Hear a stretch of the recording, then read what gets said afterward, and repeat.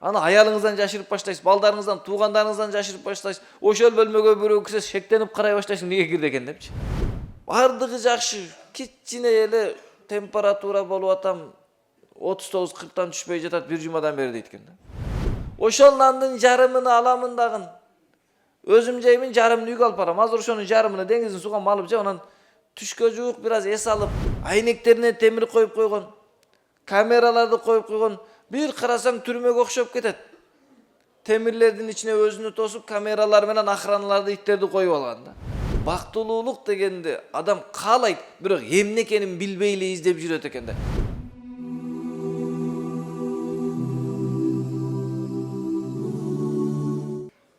Ар бир инсан бул дүйнөдө бактылуу болушту каалайт. Бирок ошол бактылуулук эмне дегенде ар бир инсан өзүнүн кыялына жараша түшүнөт экен. Кички жаш балдар бактылуулук эмне десе, ал башка нерсени түшүнөт. Улгайган адамдардан бактылуулук эмне десе, ал башка нерсени түшүнөт экен да. Жаңы төрөлгөн ымыркай бала көзүн ачып бир аз адамдарды көрүп таанып баштаганда, ал сүйлөй алса айтат эле да, бактылуулук өзү басып сүйлөй алганда депчи. Себеп айтайын десе айта албайт. Курсак ачты айта албайт. Башка дейт айта албайт. Элдин баары басып чуркап жүрөт, бул эле жатат, баса албайт. Андан ойлойт экен да, мен дагы эл сыяктуу сүйлөй алсам, эл сыяктуу баса алсам, эң бактылуу инсан болот элем депчи. Ал адамдын кыялындагы эки нерсе анда жок. Бирок басып жүргөн, сүйлөп жүргөн баланын кыялында башка нерсе экен да. Көп оюнчуктарым болсо, же болбосо көп шоколадтарым болсо, анын кыялында бактылуулук башка нерсе экен. Бирок көп оюнчугу бар адамдын кыялында башка нерсе экен да, бактылуулукчу. Телефонум болсо депчи. Телефону бар адамдын колундагы кыял башка нерсе экен, оюндагы кыял. Велосипедим болсо, велосипеди бардыкта мотоцикл, мотоциклде машина, машинеде самолет. Ошентип эмне кылат? Ар бир адамдын кыялындагы бактылуулук экинчиде бар, экинчиде башка нерседе болот экен да. Үйлөн электер айтат, үйлөнсөм бактылуу болом деп жүрөт да. Үйлөнгөндөр балалуу болсом бактылуу болом деп жүрөт. Баласы барлар неберелүү болсом бактылуу болом деп, келиндүү болсом бактылуу болом деп жүрөт да. Баласы да, небереси да, келиндери бар, неберелери көп болгон аксакалдар картайып калганда кайра биринчи оюндагы кыялына келет экен. Сөйөтпөй, таятпай басып, сүйлөп турсам бактылуулук ошол эле депчи. Биринчи көзүн ачканда келген оюндагы кыялы, анын каалоо арзууларына 80 жылдан кийин кайта келип отурат да. Ушунун ортосундагыны адамдар бактылуулук деп түшүнүп алат экен, а бул бактылуулук эмес, ал ошол мезгилдин керектүү нерсеси да. Ал бир аздан кийин сага бериле турган нерсе да. 15 жашта үйлөнөм деп канча кыялдансаң деле жок, ал 25ке кирмейинче. Ошол үчүн эмне кылат экен, адамдар бактылуулук дегенди өзүнүн абалына жараша түшүнүп алат экен да. Баласынын велосипединин дөңгөлөгү жарылып калса, ойлойт экен да, ушул мен атама окшош болгонумда ушул дөңгөлөктү шарт жаңа алып коет элем деп да. А бирок түшүнбөйт атасынын машинеге дөңгөлөк ала албай жүргөнүнчү. Ар бир доордун өзүнүн маселеси болот. Ошол маселени чечсе бактылуулук деп ойлойт. Ал бактылуулук эмес экен. Маселе чечилбейт. Төрөлгөндө проблема башталган, ал акыры кабырга кеткенге чейин маселе түгөнбөйт. Алмашып турат, чоңоюп турат барган сайынчы. Кички мезгилинде сеники кичинекей игрушка болчу проблема. Эми чоңойгондо чыныгы машина сенин проблемаң да. Ошол үчүн урматтуу бир туугандар, бул дүйнөдөгү адамга келген кички маселелерди чечиштин аты бактылуулук эмес экен да.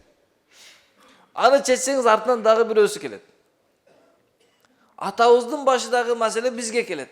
Биз өтүп кеткенде балдарыбызга келет. Ошондуктан бактылуулук дегенди адам каалайт, бирок эмне экенин билбей эле издеп жүрөт экен да. Эң бир өкүнүчтүүсү ушул, издеп жүрөт, бирок издегени эмне экенин билбеген кызык экен да.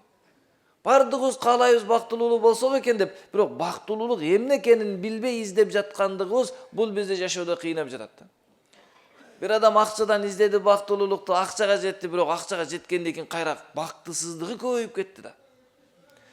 Кандай болуп атат? Мисалы, жөнөкөй кедей адамдын үйүнө барсаңыз, ити дагы жок, камерасы дагы жок, охранасы дагы жок, жөнөкөй эле турат. Ал эми бир аз 2 кабат үй, чоңураак акчалуу адамдын үйүнө барсаңыз, ушулардын баары бар да. Айнектерине темир коюп койгон, камераларды коюп койгон. Бир карасаң түрмөгө окшоп кетет. Темирлердин ичине өзүнү тосуп, камералар менен охраналарды, иттерди коюп алган да. Просто аты башкача, паланчын үйдө эле жазылып турбаса, экөө окшош да.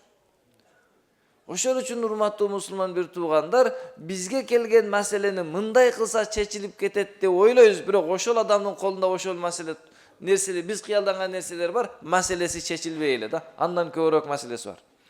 Бир кедей адам эки байдын сүйлөшүп турганын көрөт.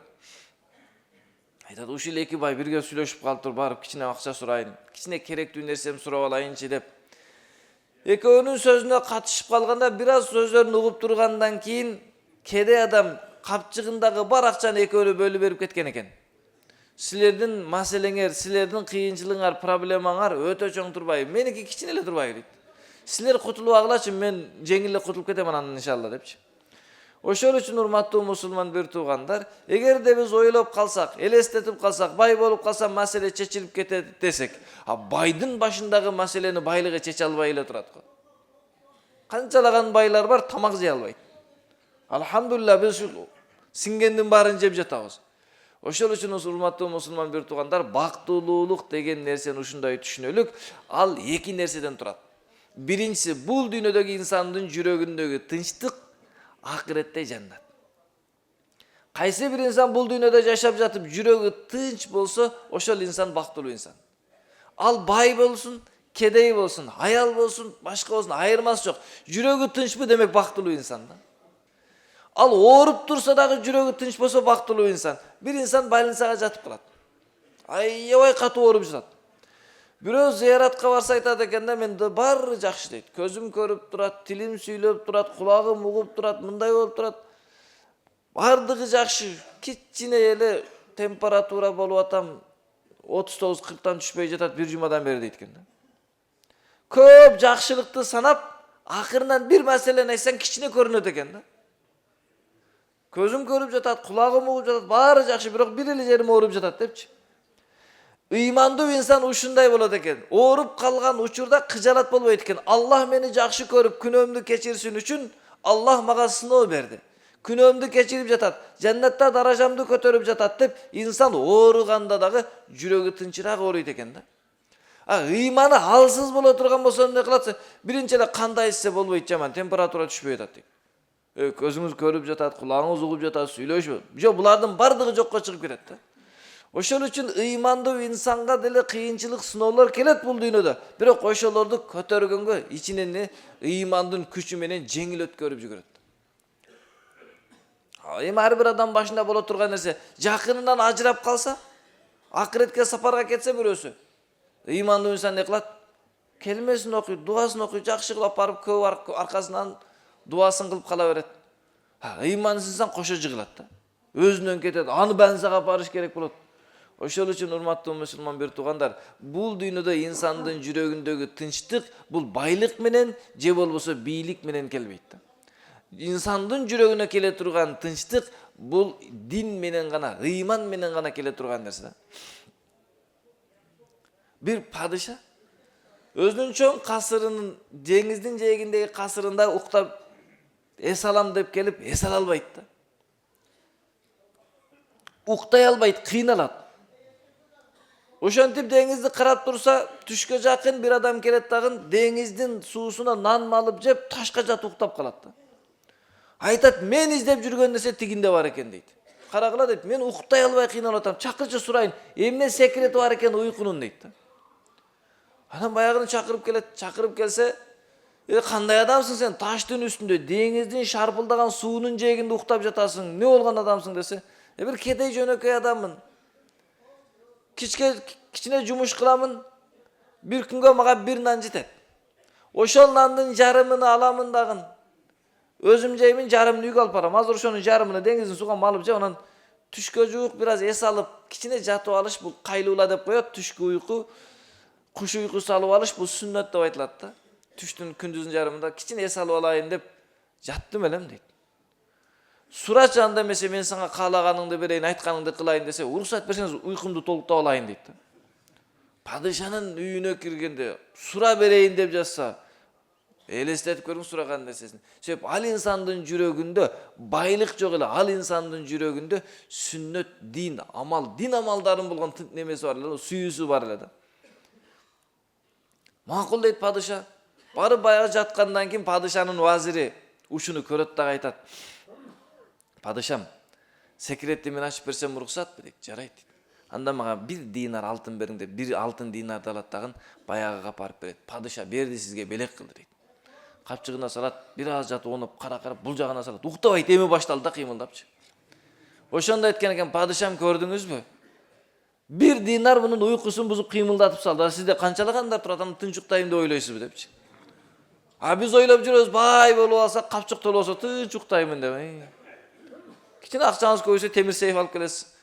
Ага шкаф жасайсыз, аны катасыз, аны дагы бир нерсе кыласыз. Проблема көбөйөт да. Аны аялыңыздан жашырып баштайсыз, балдарыңыздан, туугандарыңыздан жашырып баштайсыз. Ошол бөлмөгө бирөө кирсе шектенип карай баштайсың, неге кирди экен депчи. Бирок адамдар ойлоп атат, ошону менен инсандын жүрөгү тынчтанат. Инсандын жүрөгү тынчтана турган нерсе ал дин менен, ыйман менен болот. Ыймандуу инсанга ар бир нерсе тынчтык болот. Ошондуктан ыймандуу инсанга чоң бир жакшылык келсе дагы катуу сүйүнүп кетпейт.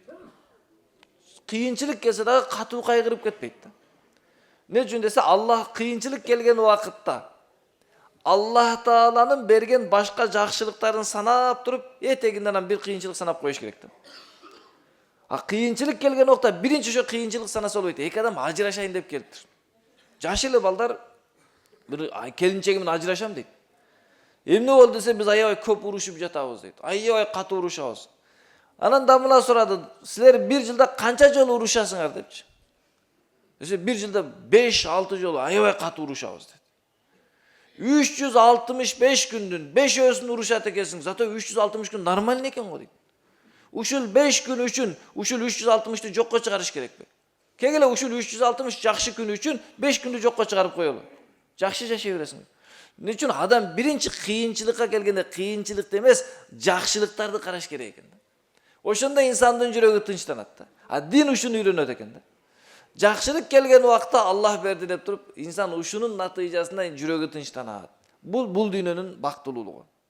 Бул дүйнөдө кененчилик, нафсинин каалоосу, биздин кыялыбыздагы жашоо болбойт. Ушундай адамдарды тааныйбыз. 3 жыл сайын үйүнү чоң ремонт кылып турат. Неге десе, 3 жылда жаңы баягы курулуш материалдары чыгып кеткенден кийин базарга барып көрөт дагы, ушундай кылсам болбойт деп үйүнү келип оңдоп баштайт да. Биздин ата бабаларыбыз өмүрүдө бир эле үй салган. Бирок азыркылар 3 жыл сайын жаңылап жатат. Тынчтык жүрөгүнө дагы деле келбей жатат. Эми жасап бүткөндөн кийин базарга барса жаңы бир нерсе чыгып кетет. Мен туура эмес кылып ушундай кылыш керек болчу дейт. Ошентип евро ремонт кылып бүткөндө бир жерден мода чыгат. Эски шуак менен коюп коюш керек экен да, болбоду. Эски эле кылып койгон жакшы турбайбы деп кайра артка кайтып атат да. Ошол үчүн урматтуу мусулман бир туугандар, биздин нафсибиздин, жүрөгүбүздүн каалоолору бар го, кыялдарыбыз, алардын бардыгын жаннатта берет Аллах Таала. Ошондуктан бул дүйнөдө биз бактылуу болуш үчүн бизге керек бир эле нерсе, жүрөктүн тынчтыгы. Жакшылыкта дагы, кыйынчылыкта дагы жүрөгүбүз тынч болсо болду. Кыйынчылык байга да, кедейге дагы, аялга да, эркекке бардыгына келе берет. Аллах аны жазып койгон, баарына келет. Бирок ошол убакта жүрөгү тынч өтүп кетиш керек. Ал эми биздин кыялыбыздагы бактылуулук деген жыргалчылыктар, жеп, ичкен, жаан, шаан, шөкөт, бунун бардыгын Аллах жаннатка койгон. Ошол үчүн бактылуулук эки нерсе. Бул дүйнөдө жүрөктүн тынчтыгы, акыретте жаннатка кирсең, анан ошондо чыныгы кыялыңдагы бактылуулук боло берет. Ар бир адам бирден падыша. Ар бир адам бирден өзүнчө падыша болуп калат ал жерде. Каалаганың болот, кызматчыларың болот. Ошол жыргалчылыкка жетиш үчүн бул дүйнөдө дин менен жашашыбыз керек.